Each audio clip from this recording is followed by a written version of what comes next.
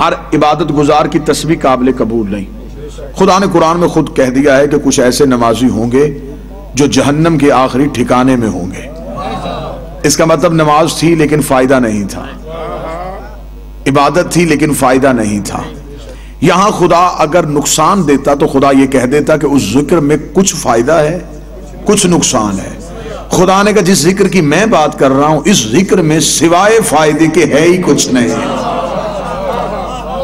اس میں صرف اور صرف فائدہ ہے، بس فائدہ ہے، فقط فائدہ ہے اور صرف فائدہ ہے، نقصان ہے ہی نہیں، اس میں صرف فائدہ ہے۔ اب یہاں پہ آ کے بات آسان کر لیتے ہیں کہ خدا نے کہا کہ وہ ذکر ہے اور ذکر میں فائدہ ہے۔ اب آئیں قرآن سے پوچھتے ہیں کہ میرے اللہ یہ ذکر کون سا ہے؟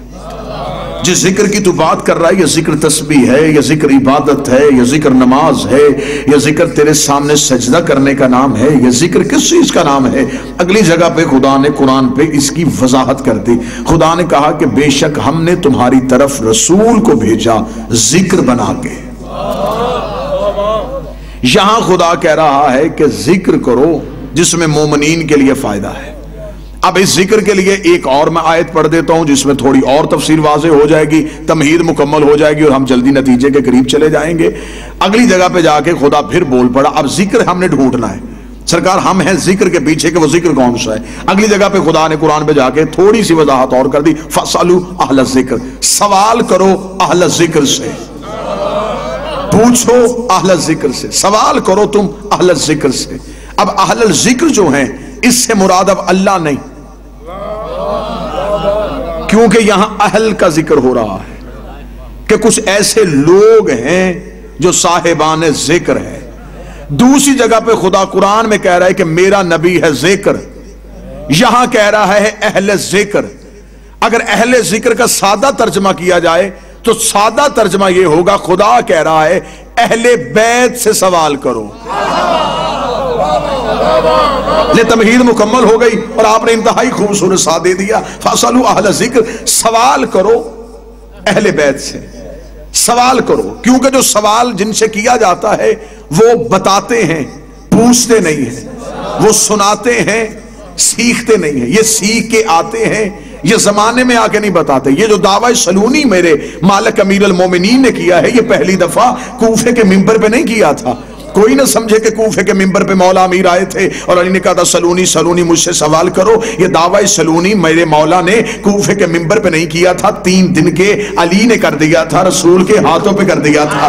جب 3 دن کے علی تھے، 16 رجب کو رسول کعبہ سے علی کو لے کے باہر نکلے تھے تو وہاں پہ باہر بیٹھے ہوئے تھے لات منات اور عزا کے پجاری۔ انہوں نے رسول کے ہاتھوں پہ ایک چھوٹا سا بچہ دیکھا، ان کے ذہن میں آیا یہ بچہ کہاں سے آیا؟ انہوں نے ایک دوسرے سے پوچھا یہ بچہ کہاں سے آیا؟ کسی نے کہا لات سے پوچھتے ہیں بچہ کہاں سے آیا، دوسرے نے کہا منات سے پوچھتے ہیں بچہ کہاں سے آیا، ایک نے کہا عزا سے پوچھتے ہیں بچہ کہاں سے آیا۔ دیوار کعبہ کے قریب ایک شور پڑ گیا تھا کہ اپنے بتوں سے پوچھو کہ بچہ کہاں سے آیا، بتوں سے پوچھو کہ یہ کہاں سے آیا، بتوں سے پوچھو کہ یہ کہاں سے آیا۔ 3 دن کا علی دستے پیغمبر پہ بولے اور بول کے کہنے لگے ان سے نہ پوچھو مجھ سے پوچھو۔ یہ سوال کرنا، یہ سوال کرنا ہے تو سوال مجھ سے کرو۔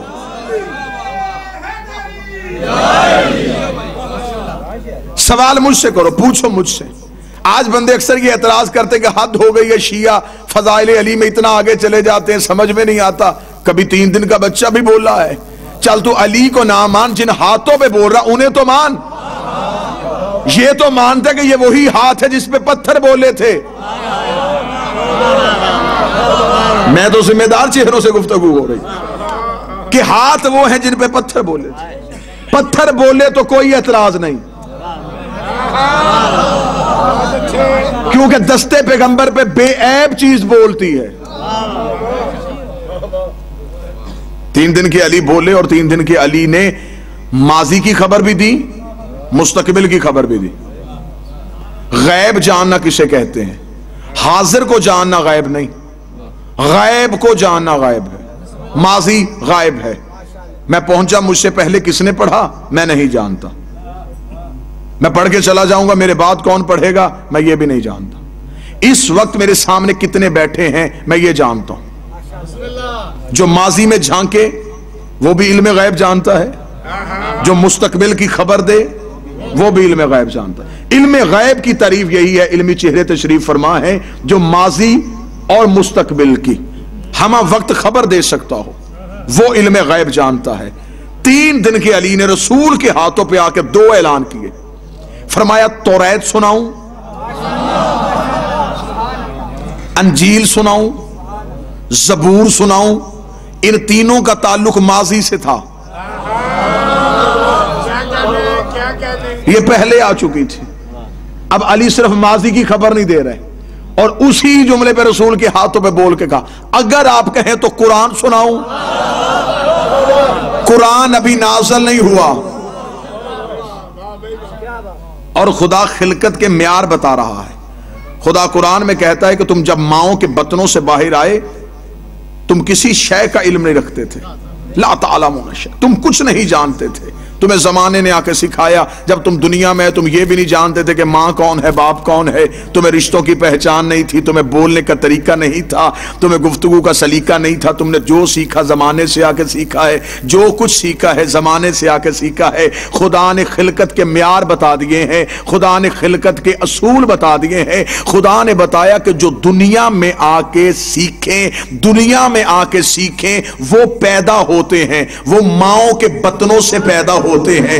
جو زمانے میں آ کے سیکھے وہ ماؤں کے بطنوں سے پیدا ہوتے ہیں، اور جو 3 دن کے ہاتھوں پہ آ کے بولے وہ پیدا نہیں ہوتے، وہ ظاہر ہوتے ہیں۔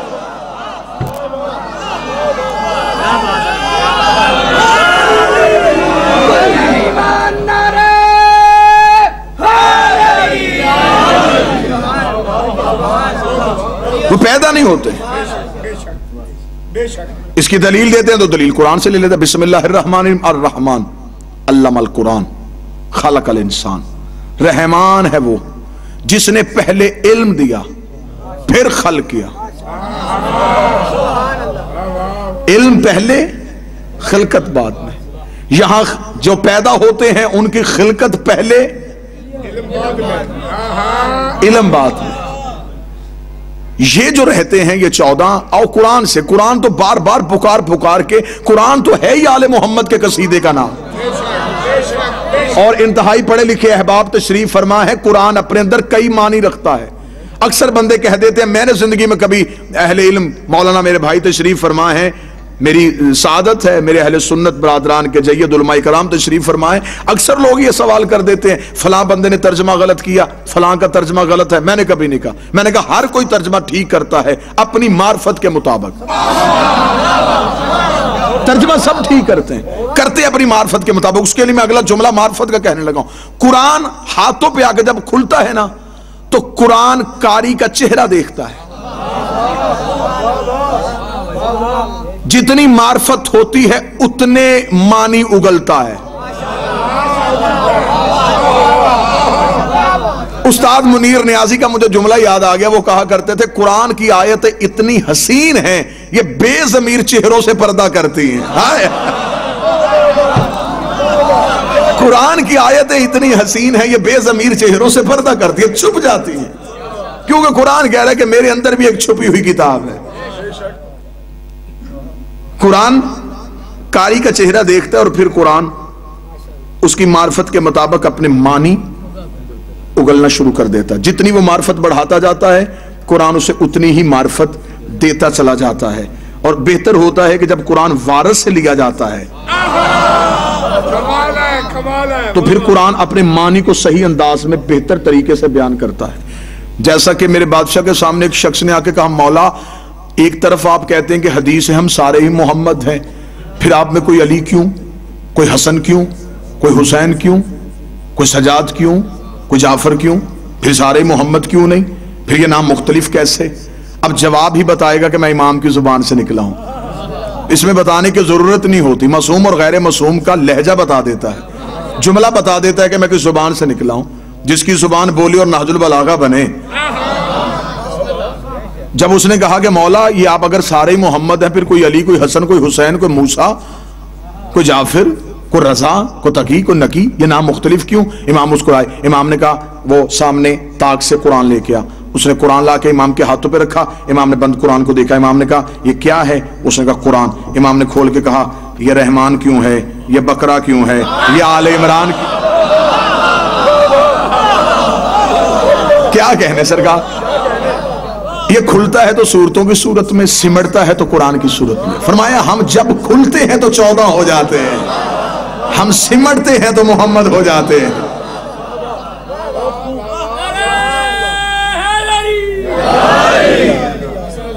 لیکن قرآن سمجھ میں تب آتا ہے، صاحبان علم، قرآن سمجھ میں تب آتا ہے جب قرآن وارث سے لیا جاتا ہے۔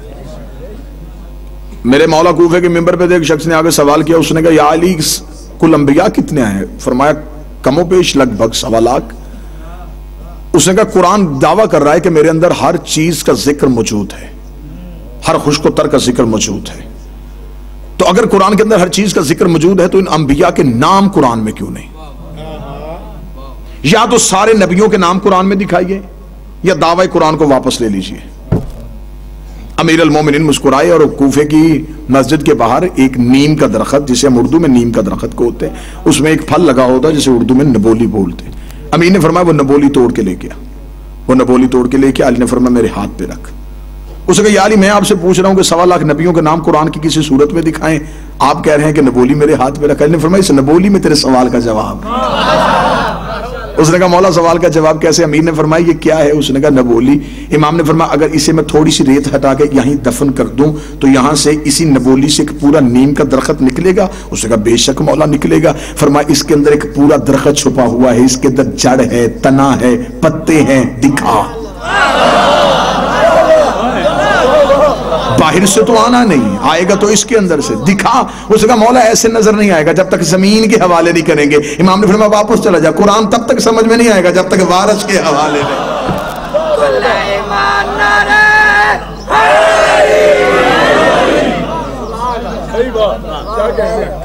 فَاسْأَلُوا أَهْلَ الذِّكْرِ، سوال کرو تم اہل الذکر سے۔ دعوی سلونی جو امیر المومنین نے کر دیا، یہ امیر المومنین نے 3 دن کی عمر میں بتا دیا کہ ہمارے ہاں معیار خلقت کیا ہے۔ یہ علم اپنی جبلت میں لے کے آئے ہیں۔ آسان کروں گا، انتہائی رک رک کے میں اس لیے پڑھ رہا ہوں، سامعین میرے قابل احترام ہیں، اہل سنت میرے بھائی تشریف فرما ہے، رک رک کے بات ان تک پہنچے۔ یہ جو 14 ہیں ان کی فطرت میں علم ہے، جبلت میں علم ہے، تینت میں علم ہے، یہ یہاں سے آ کے نہیں سیکھے۔ زمانہ ڈھونڈ رہا ہے کہ نبی مدینے کی کس یونیورسٹی سے پڑھے تھے۔ جسے نبی کا کوئی مکتب نظر میں نہیں آیا اس جاہل نے یہ کہہ دیا کہ ان پڑھ تھے، کیونکہ اس نے نبی کو یہاں کہیں پڑھتے ہوئے نہیں دیکھا، اور کہہ دیا کہ جبریل نے آکے کہا تھا اقرا پڑھ، تو لہذا جبریل پڑھانے کے لیے آئے تھے، تو جبریل معاذ اللہ استاد پیغمبر تھے۔ اس کتنا غلط عقیدہ ہے کہ اس نے جبریل کو یہ کہتے ہوئے سنا اقرا پڑھ، اور وہ جبریل کے اس کہنے سے بھی نہیں سمجھا کہ ہمیشہ پڑھے لکھے سے کہا جاتا ہے کہ پڑھ۔ سوال تو ہمیشہ پڑھے لکھے سے کیا جاتا ہے، اقرا پڑھ۔ ان کی جبلت میں علم، اس کی میں مثال دے دیتا ہوں۔ آپ سرکار چند انڈے لے لیں، مرغی کے لے لیں، چند بطخ کے لے لیں، اسے رکھیں مرغی کے نیچے، وہ اپنی وقت معینہ تک اس کے پروں کے نیچے رہیں گے۔ جب ان میں سے وہ بچہ نکلے تو پہلی دفعہ جب ان انڈوں سے بچے نکلے تو ان میں سے چند بچے جو ہیں وہ مرغی کے ہیں، چند بچے جو ہیں وہ بطخ کے ہیں۔ آپ انڈوں سے نکلتے ہی ان بچوں کو یوں سمیٹ لیں اور ایک ندی کے کنارے پہ لے جائیں، وہاں پہ جا کے چھوڑ دیں۔ مرغی کے بچے جو ہی پانی دیکھیں گے وہ رک جائیں گے، جو بطخ کے بچے ہیں وہ چلنا شروع کر دیں گے۔ یہ ایک ہی ٹائم میں رہے، ایک پر کے نیچے رہے، پہلی مرتبہ زمانے میں آ کے اکٹھے انہوں نے آنکھ کھولی۔ یہ مرغی کے بچوں کو روکا کس نے؟ بطخ کے بچوں کو چلایا کس نے؟ اب ہمیں بتاتے ہیں کہ اس کی فطرت میں تیرنا ہے، ان کی فطرت میں تیرنا نہیں۔ یہ جو 14 ہیں یہ جبلت میں علم لے کے آئے ہیں، یہ فطرت میں علم لے کے آئے. انہوں نے زمانے سے آگے نہیں سیکھا, انہوں نے زمانے سے آگے نہیں پڑھا. لوگ کہتے ہیں کہ جس طرح ہم دنیا میں آئے ہیں ہماری ارتقاء کی منزلیں ہیں. ہمارے ہاں یہ ہوتا ہے کہ ہمارے ہاں نطفہ ہے, نطفے سے خون ہے, خون سے لوتھڑا ہے, لوتھڑے سے جسم ہے, جسم کے بعد بچپن ہے, بچپن کے بعد جوانی ہے, جوانی کے بعد بڑھاپا ہے, بڑھاپے کے بعد موت ہے. یہ ہے ارتقاء کی منزلیں. 14 ان منزلوں میں نہیں آتے. کوئی عقیدہ میرے ساتھ ملے نہ ملے, میں اپنا حق بیان کرنے لگا ہوں. وہ ان منزلوں میں نہیں آ سکتے, وہ آ ہی نہیں سکتے ان منزلوں پہ. وہ تو ان کی مہربانی ہے کہ ہمیں سمجھانے کے لیے ہم جیسے بن کے آ گئے. یہ تو ان کی کرم نوازی ہے کہ وہ ہمیں سمجھانے کے لیے ہم جیسے بن کے آ گئے. اگر وہ اپنی اصلی حالت میں آ جاتے تو شاید زمانے کی وہی حالت ہوتی جو طور میں موسیٰ کے ساتھیوں کی ہوئی تھی. یہ تو ان کا کرم تھا, یہ تو ان کا فیض تھا. یہ ہمیں سمجھانے کے لیے ہم جیسے بن کے آ گئے.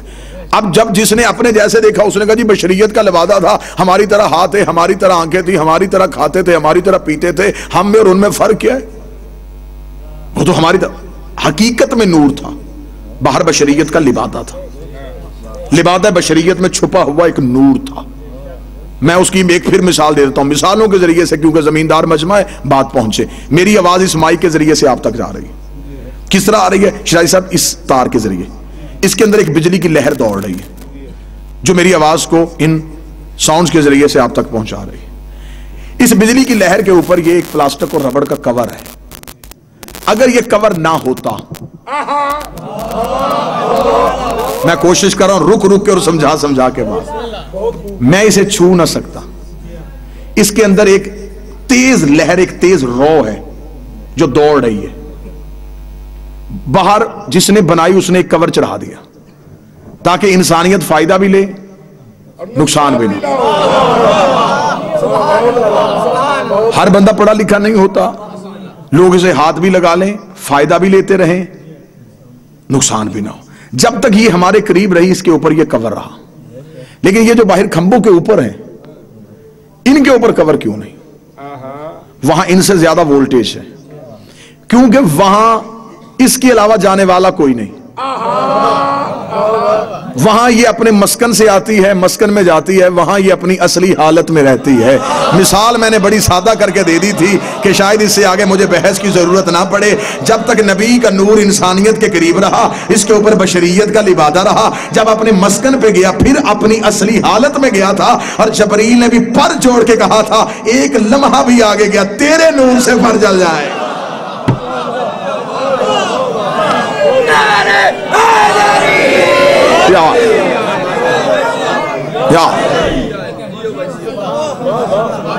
اول ما خلق اللہ نوری, سب سے پہلے اللہ نے محمد کے نور کو خلق کیا. انا وعلی من نور واحد, میں اور علی ایک نور سے خلق ہوں.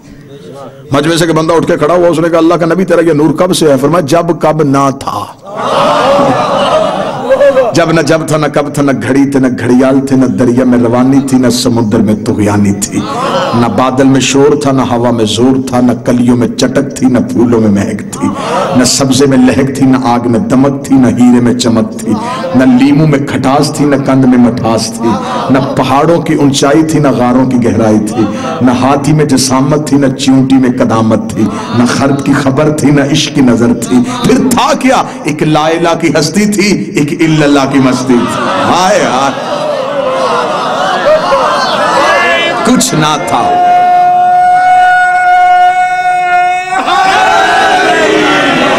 کچھ نہ تھا ہم تھے, کچھ نہ ہوگا ہم ہوں گے. کچھ بھی نہ تھا, کیا کہوں کیا تھا, جو بھی کہوں گا وہ لفظ ہوں گے. لفظ نہ تھے, یہ تھے. میری مجبوری ہے, خطابت کر تو رہا ہوں لیکن مجبوری ہے کہ میں کیا کہوں کیا تھا. زبان جبرائیل کی طرح کام کے پیچھے رہ جاتی ہے. کیا کہوں کیا تھا, اور یہ تھے. بس یہ ہے, ایک بنانے والا تھا, ایک بننے والا تھا, ایک عزتیں دینے والا تھا, ایک عزتیں پانے والا تھا. ایک نور تھا اور ایک نور کی پرچھائی تھی. ایک حقیقت تھی اور ایک مثل تھی. یہ توحید کی مثلیں ہیں. جب آپ آئینے کے سامنے کھڑے ہوتے ہیں جو آئینے کے اندر نظر آ رہا ہوتا ہے وہ آپ نہیں ہوتے, آپ کی مثل ہوتا ہے. آپ ہاتھ اٹھاتے ہیں وہ بھی اٹھا لیتا ہے, آپ مسکراتے ہیں وہ بھی مسکرا دیتا ہے, آپ بیٹھتے ہیں وہ بھی بیٹھ جاتا ہے. آپ اس سے بھی زیادہ خاموش ہو، نتیجہ دینے میں مجھے اتنا لطف آئے گا، کیونکہ آپ کا تجسس بتا رہا ہے کہ آپ گہرائی تک جانا چاہتے ہیں۔ شیرازی بادشاہ، وہ جو اندر ہے وہ سب کچھ وہی کرتا ہے جو باہر والا کرتا ہے۔ کیوں کرتا ہے؟ اس لیے کہ اندر والے کا اپنا ارادہ کوئی نہیں ہوتا، اندر والا وہی کرتا ہے جو باہر والا کرتا ہے۔ توحید نے انہیں اپنے عکس، اپنی پرتو بنا کے زمانے میں بھیج دیا۔ خدا نے بتایا اب ان کا اپنا ارادہ کوئی نہیں ہے، یہ وہ کہتے ہیں جو خدا کہتا ہے۔ اس لیے خدا نے کہہ دیا وَمَا يَنْطِقُ عَنِ الْهَوَىٰ إِنْ هُوَ إِلَّا وَحْيٌ يُوحَىٰ، میرا حبیب یہ جو بھی بولتا ہے تو نہیں بولتا، تیرے اندر میں بولتا ہوں۔ کنکر رسول نے پھینکے، خدا نے کہا یہ اس نے نہیں پھینکے، یہ میں نے پھینکے۔ بیعت نبی نے کروائی، خدا نے کہا اس نے نہیں کروائی، یہ میں نے کروائی ہے۔ بولا رسول تھا، خدا نے کہا میں بولا ہوں۔ کنکریاں رسول نے پھینکی، خدا نے کہا میں نے پھینکی ہے۔ بیعت نبی نے اپنے ہاتھ پہ کروائی، خدا نے کہا میرے ہاتھ پہ ہوئی ہے۔ اس کا مطلب ہے جو غدیر پہ علی کی امامت کا اعلان ہوا ہے، یہ بھی رسالت نہیں کر رہی بلکہ خود توحید کر رہی۔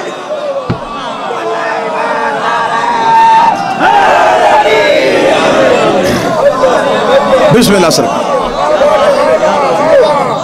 اس نے اپنے عکس بنا کے انہیں بھیج دیا اپنی، بس یہ وہ وجود ہے جس کے اندر اس کے نور کی حقیقتیں اور تجلیاں ظاہر ہوتی ہیں۔ یہ وہ سراپے ہیں، یہ وہ شکلیں ہیں جو اس کی پہچان کرواتے ہیں۔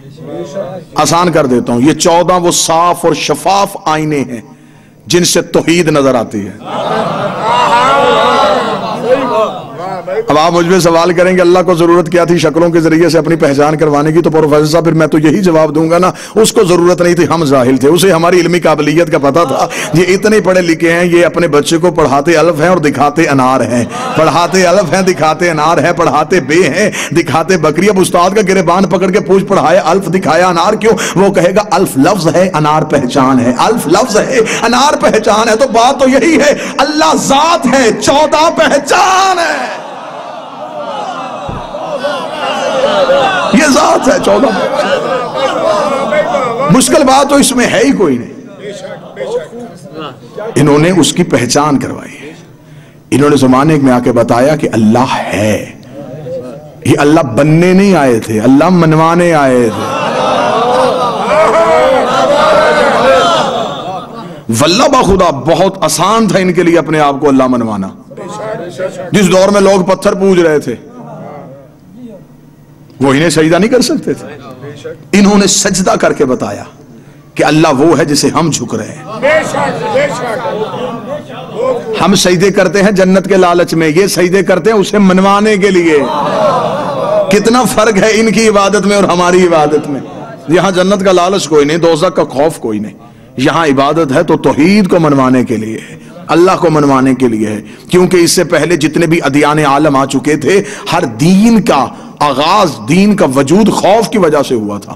جو پتھر سے ڈرے انہوں نے پتھروں کو سجدہ کرنا شروع کر دیا، سورج کو گہن لگ گیا لوگوں نے سورج کو پوجنا شروع کر دیا، سانپ نے کسی کو ڈس لیا انہوں نے کہا جو موت دے سکتا ہے پھر زندگی بھی یہی دیتا ہوگا، انہوں نے سانپ کے آگے ہاتھ جوڑ کے سانپ کو راضی کرنا شروع کر دیا۔ اگر پانی دریا سے نکل آیا اور اس نے ندیاں بہاتے ہوئے وہ سینکڑوں سیلاب کی صورت میں وادیاں بہا کے لے گیا تو لوگوں نے کہا پھر پانی مارتا ہے، تو لوگوں نے گنگا کو ماں کہنا شروع کر دیا اور اس کے سامنے جھکنا شروع کر دیا۔ کیا کہنے علی ابن ابی طالب تیرے، تو نے توحید کو کیسے کیسے منوایا ہے۔ علی سے پہلے لوگ پتھر کو خدا کہتے تھے، سورج کو خدا کہتے تھے، چاند کو خدا کہتے تھے، بندوں کو خدا کہتے تھے۔ علی نے آ کے سانپ کو چیر کے بتا دیا سانپ خدا نہیں ہوتا، بتوں کو توڑ کے بتا دیا پتھر خدا نہیں ہوتے، سورج کو پلٹا کے بتا دیا سورج خدا نہیں ہوتا، خود سجدہ کر کے بتا دیا بندہ بھی خدا نہیں ہوتا۔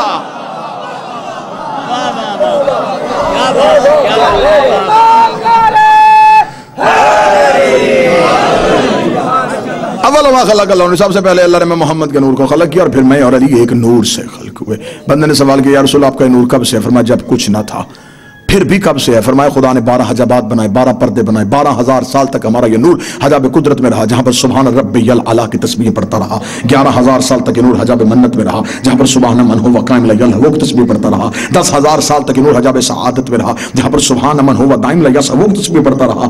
8,000 سال تک یہ نور حجاب کرامت میں رہا، جہاں پر سبحان من ہوا غنی رفت کا تسبیح پڑھتا رہا۔ 7,000 سال تک یہ نور حجاب عزت میں رہا، جہاں پر سبحان ذی العزت والجبار کی تسبیح پڑھتا رہا۔ 6,000 سال تک یہ نور حجاب عفت میں رہا، جہاں پر سبحان سبحان رفیع الاعلیٰ کی تسبیح پڑھتا رہا، 5000 سال تک نور حجاب نبوت میں رہا جہاں پر سبحان ذی المن والمنان کی تسبیح پڑھتا رہا، 4000 سال تک نور حجاب ہیبت میں رہا جہاں پر سبحان ذی الہیبت عند الموت کی تسبیح پڑھتا رہا، 3000 سال تک نور حجاب غیبت میں رہا جہاں پر سبحان ذی الغیبت عند الموت کی تسبیح پڑھتا رہا، 2000 سال تک نور حجاب حسن میں رہا جہاں پر سبحان ذی الحسن والجمیل کی تسبیح پڑھتا رہا، 1000 سال تک حجاب شفاعت میں رہا جہاں پر سبحان ربی الاعلی وبحمدہ کی تسبیح پڑھتا گیا۔ رسول کہتے ہیں 12 پرتوں سے ہمارے نور کا نکلنا تھا، فقطر منہم مئۃ فقطر 24، میرے نور سے ایک کم 1,24,000 پسینے کے قطرے گر گئے، خدا نے ہر قطرے کے صدقے ایک نبی بنا دیا۔ میرے پسینے کے قطرے گرتے گئے، کوئی آدم صفی اللہ بن گیا، کوئی نوح نجی اللہ بن گیا، کوئی ابراہیم خلیل اللہ بن گیا، کوئی موسیٰ کلیم اللہ بن گیا۔ آج کوئی مسلمان حضرت آدم کو رضی اللہ نہیں کہتا، حضرت نوح کو رضی اللہ نہیں کہتا، حضرت ابراہیم کو رضی اللہ نہیں کہتا۔ حضرت آدم کا نام ہو علیہ السلام، ابراہیم علیہ السلام، نوح علیہ السلام، موسیٰ علیہ السلام۔ اب یہ علیہ السلام بنے کیسے؟ ہمارے نبی کے پسینے کے صدقے سے۔ فیصلہ گھر جا کے کرنا، جو پسینے سے بنے وہ علیہ السلام، جو خون سے بنے وہ رضی اللہ کے